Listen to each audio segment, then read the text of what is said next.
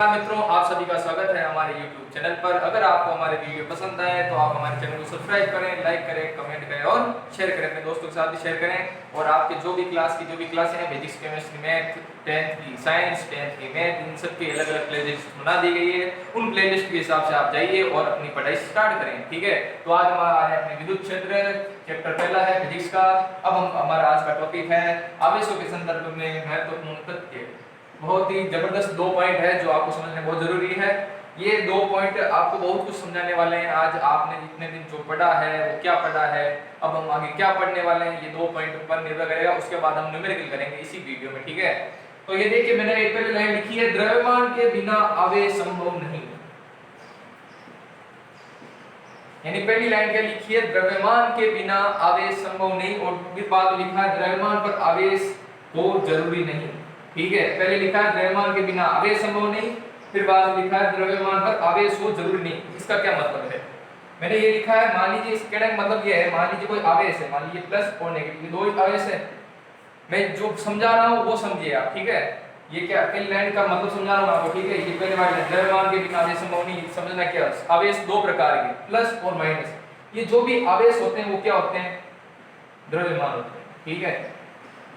द्रव्यमान होते हैं, ठीक है। कोई ना कोई कण होंगे। हर बार आपको मालूम है क्या बोलता हूँ, कण का गुण, कण का गुण, कण का गुण आवेश, कण का गुण आवेश। मतलब क्या है, आवेश है तो मतलब वो कण तो होगा ही होगा, कण होगा ही होगा। इसका मतलब क्या है, कोई भी आवेश है वो क्या है, द्रव्यमान है। यानी मान लीजिए अगर कोई कण होगा ही नहीं, द्रव्यमान, मान लीजिए अब आप उसको एक कण की तरह लेंगे, यानी ये क्या है, कण है, कण है मतलब द्रव्यमान है। अगर मान लीजिए कोई कण होगा ही नहीं, मान लीजिए अगर कोई कण होगा ही नहीं तो आवेश भी नहीं होगा, आवेश भी क्या होगा, नहीं होगा। इसी लाइन का मतलब यह है, द्रव्यमान के बिना आवेश संभव नहीं। कहने का मतलब है, अगर द्रव्यमान नहीं यानी कण नहीं, द्रव्यमान भी लिख सकते हो आप, इसलिए अगर द्रव्यमान नहीं तो आवेश भी नहीं। लेकिन इसका उल्टा संभव है। इसका उल्टा क्या है, तथा द्रव्यमान पर आवेश हो ये जरूरी नहीं। मैंने अभी आपको ये बताया, द्रव्यमान नहीं तो आवेश भी नहीं। लेकिन अगर आवेश नहीं, अगर आवेश नहीं तो द्रव्यमान हो सकता है, द्रव्यमान हो सकता है। कारण बताइए, देखिए आपको मालूम होगा परमाणु के अंदर तीन प्रकार के कण होते हैं मूलभूत, इलेक्ट्रॉन, प्रोटॉन, न्यूट्रॉन। आपको मालूम है ये नेगेटिव होता है, ये पॉजिटिव होता है और ये उदासीन होता है, ठीक है। ये क्या होता है, उदासीन। ऐसे फोटोन भी होता है, फोटोन भी क्या होता है, उदासीन। फोटोन का उदाहरण ले सकते हो आप, फोटोन। आप ये क्या होता है अभी नहीं बताऊंगा मैं आपको, बस ये आपको देखना है। ये फोटोन एक ऊर्जा का पैकेट होता है, कण ही होता है, ठीक है ना।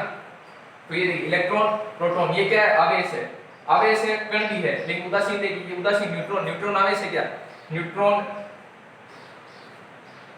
ये आपको पहली वाली लाइन समझ आ गई, द्रव्यमान बिना आवेश नहीं। फिर मैं दूसरी वाली लाइन पे जा रहा हूं, देखना अभी, ठीक है। न्यूट्रॉन, न्यूट्रॉन क्या, न्यूट्रॉन आवेश है, नहीं आवेश नहीं है, न्यूट्रॉन आवेश नहीं है। लेकिन न्यूट्रॉन आवेश नहीं है, लेकिन द्रव्यमान तो है, द्रव्यमान तो है। यानी कहने का मतलब ये देखिए, पर द्रव्यमान पर आवेश हो, यानी ये कोई द्रव्यमान वाला कण है, कण पर आवेश हो ये जरूरी नहीं है। लेकिन कोई आवेश है, आवेश है तो वो कण तो होगा ही होगा, कण होगा मतलब वो द्रव्यमान तो होगा ही होगा। इसलिए ये लाइन लिखी गई है कि द्रव्यमान के बिना आवेश संभव नहीं तथा द्रव्यमान पर आवेश हो जरूरी नहीं। जैसे एग्जांपल ये देखिए, इलेक्ट्रॉन, प्रोटॉन आवेश है, ये अनावेशित है, लेकिन ये तीनों क्या है, द्रव्यमान है। ये तीनों ये क्या है, द्रव्यमान है। समझ में आ गया होगा आपको ये क्या बता रहा हूं मैं आपको, बस नॉर्मल। ये दोनों क्या, आवेश, आवेश है तो कण है, ठीक है। यानी आवेश अगर मान लीजिए किधर भी आप आवेश दिखे मतलब वहां कण तो होगा ही होगा। लेकिन आपको किधर भी कण दिख जाए वो आवेश हो वो जरूरी नहीं है। यानी अगर आपको कहीं आवेश दिख गया, आवेश दिख गया तो वो मतलब द्रव्यमान है, द्रव्यमान मतलब कण है। लेकिन अगर आपको कहीं कण दिख जाए वो आवेश हो ये जरूरी नहीं है। बस ये आपको समझाने का प्रयास किया गया और कुछ नहीं। बहुत ही सिंपल लाइन थी, लेकिन आपको इसका बहुत ही गहनता से अध्ययन करना है, ठीक है ना, बहुत ही डीपली जाना है आपको। फिर देखिए आगे हम देखेंगे, अभी मैंने बताया था आपके जो यूनिट चल रही है उसका नाम स्थिर विद्युत की है। स्थिर विद्युत की क्यों है आपको मैं बताऊंगा। आवेश देखिए, आवेश रुकता है, रुका हुआ है, चलता है, और एक स्पीड बढ़ा के चलता है, एक निश्चित स्पीड में चलता है और एक स्पीड बदलता रहता है। अगर ये आवेश तीन प्रकार की गतियां कर सकता है, मान लीजिए आप अपने ऊपर ले लीजिए, आप चल सकते हैं, आप रुके हुए रह सकते हैं, या आप अपनी स्पीड को कम ज्यादा कर सकते हैं। चलते टाइम आप धीरे हो जाओ, फिर वापस तेज हो जाओ, धीरे हो जाओ, तेज हो जाओ। इससे अलावा आप कुछ कर सकते हो नहीं। इसका मतलब आवेश भी तीन प्रकार की गति करेगा। एक तो क्या करेगा, एक तो आवेश क्या करे, रुका हुआ रहे, ठीक है, एक तो आवेश क्या करे, रुका हुआ रहे। अब ये आपको सब समझ में आएगा। देखिए ये बहुत जबरदस्त चीज है, ठीक है। ये मान लीजिए कोई आवेश है, या तो ये रुका रहे, या तो ये रुका रहे, या तो ये एक फिक्स स्पीड से चले, फिक्स स्पीड, ठीक है, फिक्स स्पीड, या आवेश क्या करे, त्वरित गति, त्वरित मतलब एक्सीलरेट, एक्सीलरेट मोशन, ठीक है। तीन स्थितियां हो रही है, ये देखिए, स्थिर आवेश, समान वेग से गतिमान आवेश, तीसरा आवेश त्वरित गति करे। तो अब मैं पहले बात करूंगा कि स्थिर आवेश की। यानी मान लीजिए अगर आवेश रुका हुआ है, मान लीजिए आवेश, इसको मैं यहां लिखूं, ये आवेश रुका हुआ है, तो ये बस एक प्रभाव दिखाएगा, मतलब आवेश रुका हुआ है तो भी अपना प्रभाव दर्शाएगा। अगर आवेश दौड़ेगा तो एक प्रभाव दर्शाता है, फिर दूसरा और प्रभाव दर्शाएगा। लेकिन आवेश अगर स्पीड बदल बदल के दौड़ेगा तो अपना एक तीसरा और प्रभाव दर्शाएगा। देखिए कितना जबरदस्त चीज है ये आवेश, कितना मासूम सा दिखता है ये आवेश, लेकिन ये मासूम सा आवेश ने फिजिक्स को देख के हमारे लिए कितना कठिन बना दिया। कठिन नहीं बनाया, एक तरीके से तो हमारे लिए वरदान था, लेकिन हमारे जो स्टूडेंट हैं उनके लिए तो क्या मुसीबत बन गया। अब आपके लिए मुसीबत नहीं रहेगी, आपके लिए एक बहुत ही अच्छा तरीके से आपको समझ में आने वाला है। आपके 5 चैप्टर में क्या क्या है आपको भी मालूम पड़ जाएगा कि ये सब आवेश। इसलिए मैं आपको आवेश में इतना समय क्यों दे रहा हूँ, कारण ये है कि अगर आवेश आपको समझ आ जाएंगे तो आगे वाले 5 चैप्टर आपके लिए बहुत ही आसान होने वाले हैं। आप उनके प्रति सहज हो जाएंगे, आप इजीली महसूस करेंगे। ये देखिए आवेश रुका हुआ है तो ये क्या करेगा, एक क्षेत्र उत्पन्न करेगा। ये क्षेत्र उत्पन्न करेगा, उसको हम बोलते हैं विद्युत क्षेत्र। इसकी परिभाषा आपको विस्तार से बता दी जाएगी, अभी टॉपिक है और आपके चैप्टर का नाम है विद्युत क्षेत्र है, ठीक है ना। यानी यदि जब आवेश स्थिर रहे तो विद्युत क्षेत्र उत्पन्न होता है, और यही स्थिर विद्युत की है इलेक्ट्रोस्टैटिक्स, जो आपकी पहली यूनिट का नाम है स्थिर विद्युत की। यानी ये कैसा एक क्षेत्र उत्पन्न करेगा जिसको हम क्या बोलते हैं, विद्युत क्षेत्र, ठीक है, विद्युत क्षेत्र। अगर मान लीजिए अगर आवेश स्पीड से चलता है, ये देख समान वेग से गतिमान, समान वेग से, यानी ये ध्यान रखना समान वेग से गतिमान। वेग कैसा होना चाहिए, समान, स्पीड क्या होनी चाहिए, सेम, ऐसे नहीं चेंज होते रहे। समान वेग से गतिमान अगर कोई आवेश है तो वो विद्युत तो देखो, विद्युत तो कर ही था, रुका हुआ था तो विद्युत तो कर ही रहा था, लेकिन जैसे वो दौड़ेगा तो एक और करेगा, चुंबकीय क्षेत्र। यानी आवेश जब दौड़ेगा तो विद्युत तो करेगा, विद्युत तो कर ही रहा था, अब क्या एक नई चीज आ गई, चुंबकीय क्षेत्र। क्या आ गई, चुंबकीय क्षेत्र।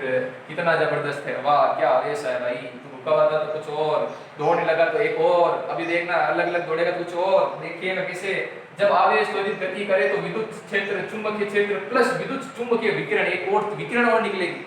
मान लीजिए ये देखिए स्पीड से चल रहा था तो विद्युत और चुंबकीय क्षेत्र आ रहा था। अब ये देखना ये त्वरित गति से करेगा तो विद्युत तो पहले था, दौड़ेगा तो मतलब चुंबकीय तो आएगा ही आएगा, चुंबकीय आएगा।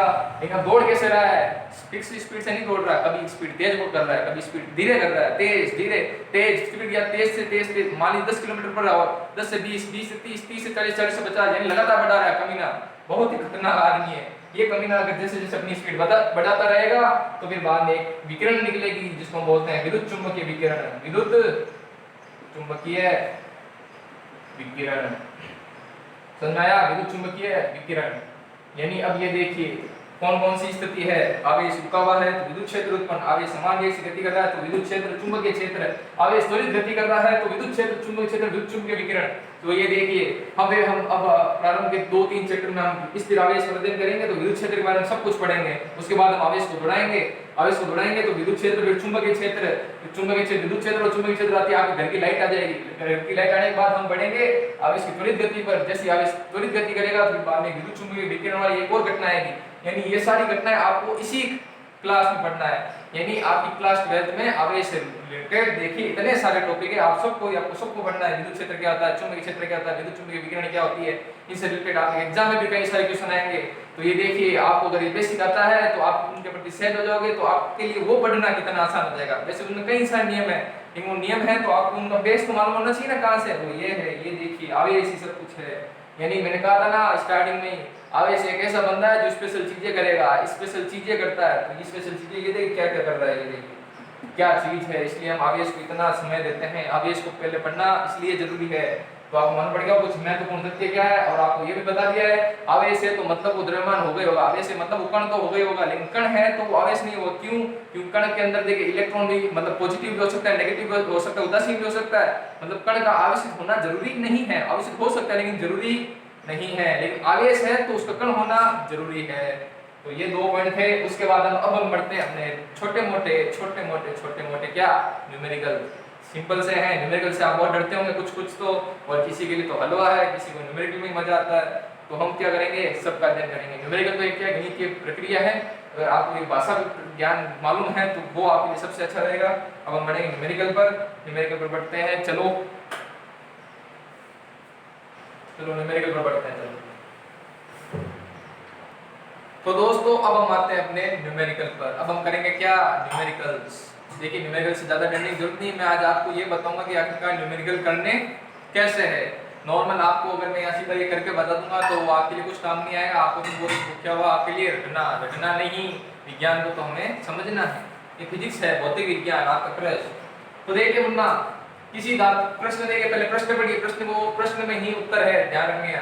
हमेशा प्रश्न में ही उत्तर छुपा हुआ रहेगा, वो देखना कि कैसे छुपा हुआ है, अभी आपको मालूम पड़ेगा। ये प्रश्न देखते हैं पहले, ये वाला उदाहरण है 1.1। किसी धातु के गोले को एक गुलाम मतलब आवेश आ गया, ठीक है ना। एक गुलाम आवेश से धनावेशित करने में उससे कितने इलेक्ट्रॉन निष्कासित करने होंगे, ठीक है।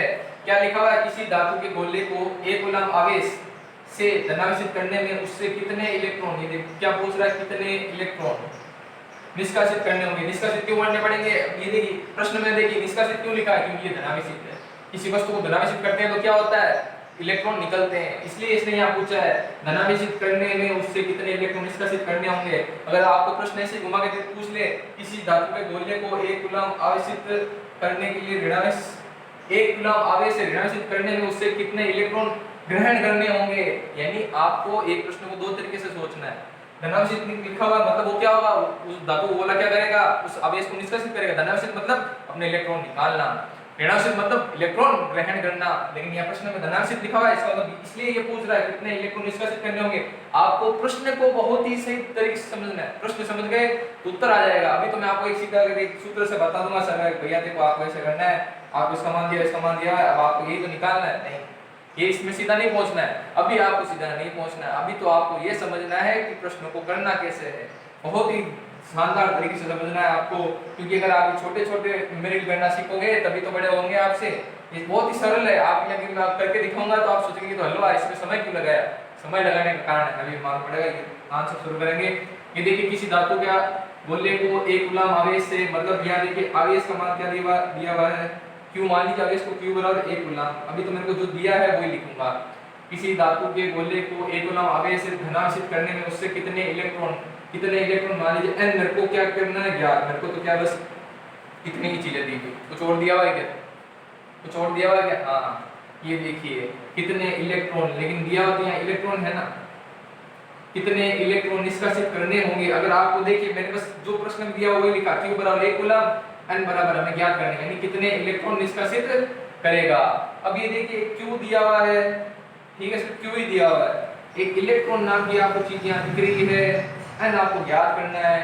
अब ये देखिए कुछ याद आ रहा है आपको क्यू दिया हुआ है, n ज्ञात करना है, इलेक्ट्रॉन नाम की चीज इसमें दिख रही है, याद आया आपको, क्या कौन सा सूत्र है, कौन सा सूत्र है भैया, ये क्यू बराबर n ही, यानी कोई आवेश है, ये देखिए आवेश कोई आवेश इलेक्ट्रॉन का पूर्ण गुणज होता है, आप मालूम है, यानी किसी वस्तु पर आवेश क्या होता है, उस इलेक्ट्रॉन के पूर्ण गुणज के रूप में रहता है। याद आया आवेशों का क्वांटीकरण वाला था इसमें शायद, ठीक है ना, क्यू बराबर n ही, सूत्र याद आया आपको, क्यू बराबर n ही मतलब यानी क्या है, इलेक्ट्रॉन के पूर्ण गुणज के रूप में क्या रहता है आवेश, क्यू बराबर n ही। अब ये देखिए एक गुलाम, क्यू का मान रखिए, एक गुलाम आवेशित करने, मान लीजिए कोई वस्तु है उसको क्यू बराबर एक गुलाम आवेशित करने के लिए ये इलेक्ट्रॉनों की संख्या होती है, ठीक है ना, कितने इलेक्ट्रॉन, और ई का मान ये देखिए आपको मालूम होता है, ई का मान क्या होता है, इस आवेश का मान क्या होता है 1.6 × 10 की पावर -19 कूलम, यही होता है, और कुछ होता है क्या, यही मान है।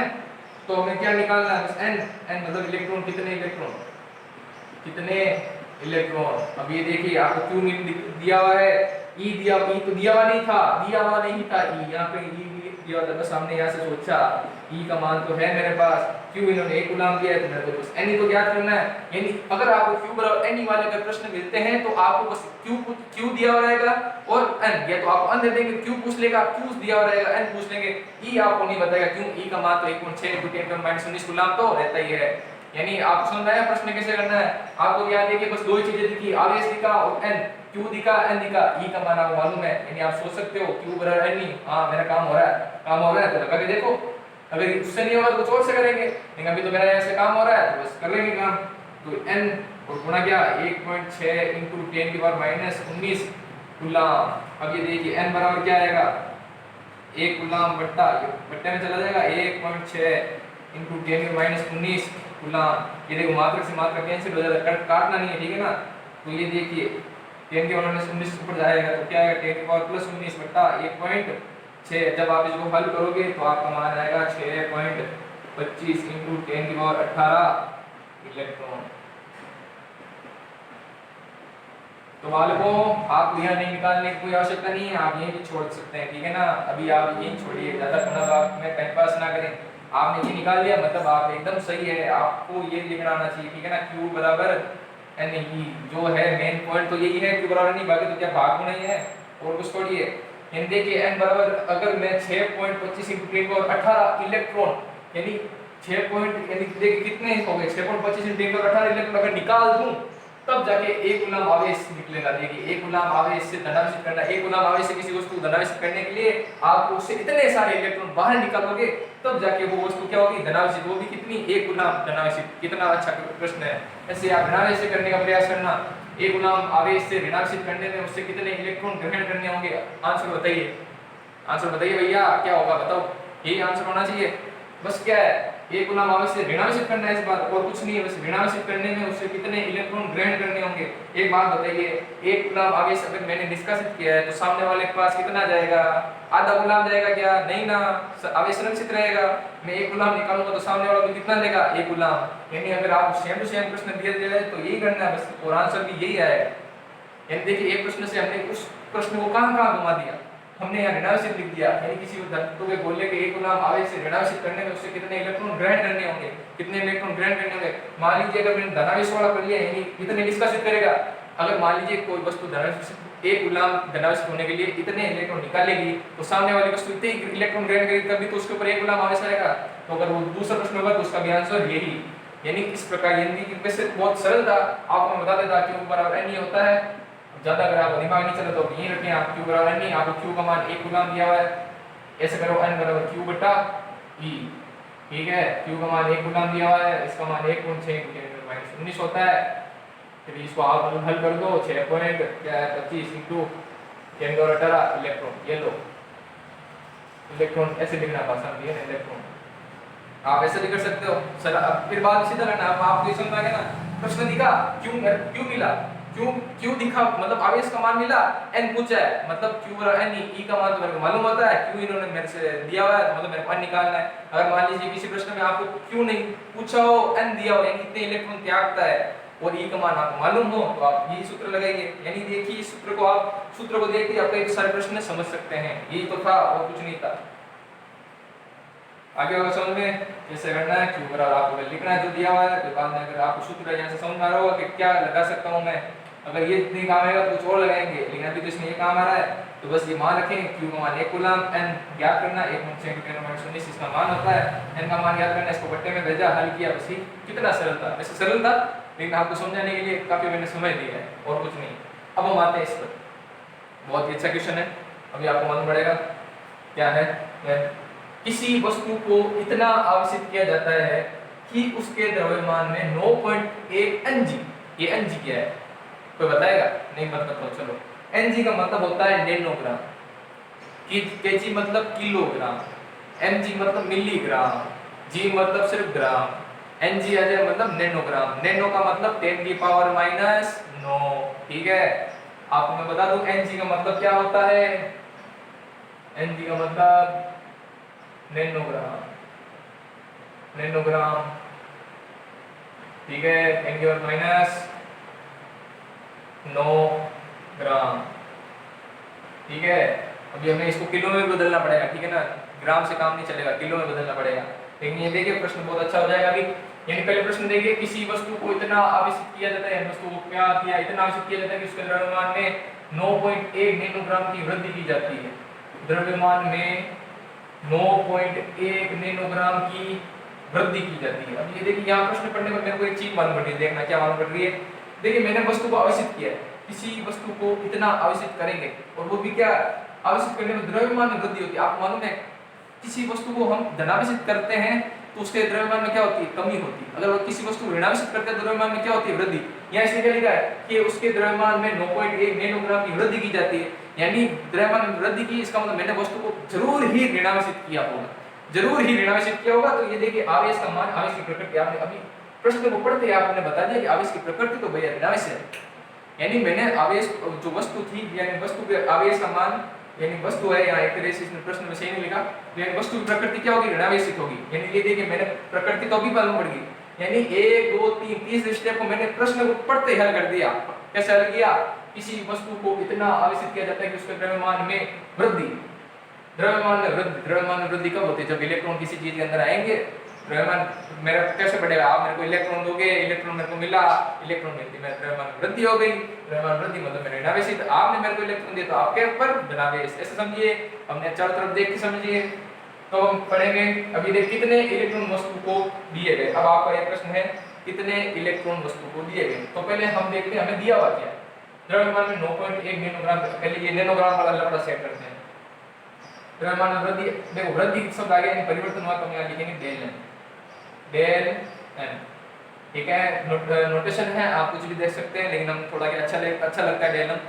मैं आपको बता दूंगा नोटेशन आप कुछ भी दे सकते हैं विज्ञान में, बस आपको ये बताना होगा कि ये क्या है। ठीक है ना, डेल एन। अब आपको भाषा में लिखना है, ये द्रव्यमान वृद्धि है, लेकिन आप उसमें बता रहा हूँ 9.1 नैनोग्राम। ठीक है, और 1 नैनोग्राम क्या होता है, 9.1 गुना 10 की पावर माइनस 9 ग्राम। 1 नैनोग्राम 10 की पावर माइनस 9 होता है, लेकिन हमें क्या चाहिए, किलोग्राम में। तो 1 ग्राम में कितने किलोग्राम होते हैं, 1 ग्राम में कितने किलोग्राम होते हैं भैया, 10 की पावर माइनस 2 किलोग्राम। तो यानी कुछ और भी हमें जोड़ना पड़ेगा। सर 2 क्या होते हैं, 3 होते हैं यार। 1 किलोग्राम में 1000 ग्राम, 1 किलोग्राम में 1000 ग्राम, तो 1 ग्राम में 10 की पावर माइनस 3 किलोग्राम। अगर आपको नहीं निकालना था मैं ये भी बता देता हूँ, लो 1 किलोग्राम बराबर 1000 ग्राम। ठीक है, 1 ग्राम बराबर 1/1000, ये से निकला है। ठीक है, कुछ मानो वो ये भी नहीं आता, लेकिन आपको चिंता नहीं आता तो सीखना है। ठीक है ना, ऐसे डर के नहीं भागना कि यार मेरे को तो यही नहीं आता, लेकिन किलो माइनस 1 ग्राम बराबर 10 माइनस 3 किलोग्राम कैसे होता है, चिंता नहीं करनी। आगे ना आपको अब आगे ना 1 किलोग्राम 1000 ग्राम होता है, दुकान पर जाते हो तो 1 ग्राम निकालो तो 1/1000 कर दो, इधर किलोग्राम लगा हुआ है और आपको मालूम है 3 जीरो ऊपर है तो 3 जीरो ऊपर ले जाते तो माइनस लग जाता है, 10 माइनस 3, बस और कुछ नहीं। तो ये देखिए अभी इसको किलोग्राम बदलना है, किलोग्राम में तो 9.1 गुना 10 की पावर माइनस 9 गुना 10 की पावर माइनस 3 किलोग्राम, 9.1 गुना 10 की पावर माइनस 12 किलोग्राम। अगर आपको ये चीज आती है तो आपके मालूम है कि आपके वीडियो को आप फास्ट फॉरवर्ड स्लो 1.25 1.5 की स्पीड से आप इस वीडियो को निकाल दीजिए। अगर आपको ये आता है तो आपको समय व्यर्थ नहीं करना। ठीक है ना, तो ये देखिए डेल एन का मान क्या है मेरे पास, 9.1 × 10 की पावर माइनस 12 किलोग्राम दिया हुआ है। ठीक है, और देखिए तो अब हमें मिल गया 10 की पावर माइनस 12 किलोग्राम। और एक और चीज, आप इलेक्ट्रॉन का द्रव्यमान कितना होता है, इलेक्ट्रॉन का द्रव्यमान, इलेक्ट्रॉन का द्रव्यमान, इलेक्ट्रॉन का द्रव्यमान होता है me लिख सकता हूं मैं इसको, me 9.1 × 10 की पावर माइनस 31 किलोग्राम। चलो हमें ये दो चीजें मिल गई। ये देखिए दूसरी चीज भी लिखी, ये देखा अभी आपको मालूम पड़ जाएगा कि चलो इसको मैं नहीं करता हूँ, बॉक्स में नहीं डालता। ये देखिए डेल एम इज 9.1 × 10 की पावर माइनस 12 किलोग्राम, यानी मेरे को तो इतनी वृद्धि करनी है। और ये इलेक्ट्रॉन का द्रव्यमान मैंने ये क्यों लिखा 9.1 × 10 की पावर माइनस 31 किलोग्राम। ये देखिए भैया यहाँ के लिए लिखा हुआ है किसी वस्तु को इतना आवेशित किया जाता है कि उसके द्रव्यमान में 9.1 नैनोग्राम की वृद्धि की जाती है।